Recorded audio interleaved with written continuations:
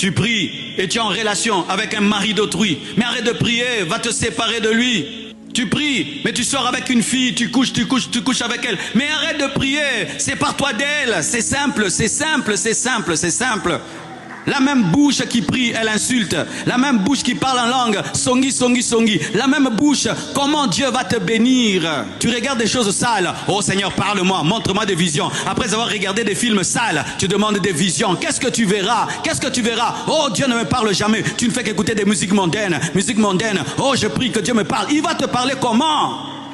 Et qu'est-ce que tu vas faire? Tu vas commencer à insulter les pasteurs. Ils n'ont pas l'onction, ils n'ont pas de puissance. C'est toi qui es déconnecté. Parce que même si la télévision est en bon état, si elle ne se branche pas à la prise, il n'y aura pas fonctionnement. Et le pasteur peut avoir l'onction. Si toi tu n'es pas connecté à Dieu, rien ne t'arrivera. Si tu as des problèmes avec Dieu et Dieu refuse de t'exaucer, je ne peux rien faire pour toi. Je ne peux rien faire pour toi. Je ne peux rien faire pour toi. Jamais un instrument de Dieu ne peut te connecter à un Dieu qui t'a déconnecté. C'est à toi d'abord de te repentir. Ensuite, quand je prierai, Dieu agira. Vous avez cru en Jésus-Christ, vous n'avez pas cru à un homme.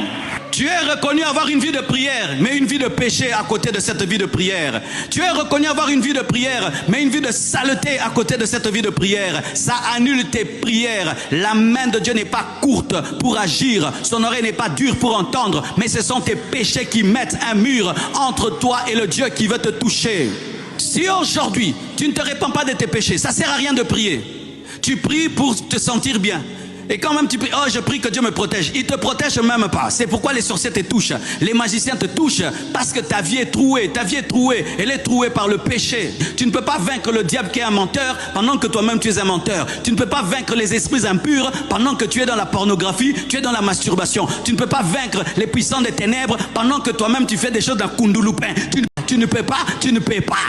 Ainsi, arrêtez de vous fâcher contre Dieu et contre les hommes de Dieu. Fâchez-vous contre vous-même. Vous êtes les premiers sorciers de vos vies. Vous êtes les premiers sorciers de vos vies. Quelqu'un qui vit dans le péché, c'est le premier sorcier de sa vie. Parce que toi-même, tu te déconnectes de Dieu. Même si tu as grandi dans les choses de Dieu, apprends à dire pardon. Pardon. Seigneur, pardonne-moi mes paroles. Pardonne-moi mes pensées. Pardonne-moi mes actions. Et n'informe pas à Dieu, abandonne ça. Si tu dis à Dieu le mal que tu fais sans l'abandonner, c'est une information. Mais tu informes à Dieu ce qu'il sait déjà.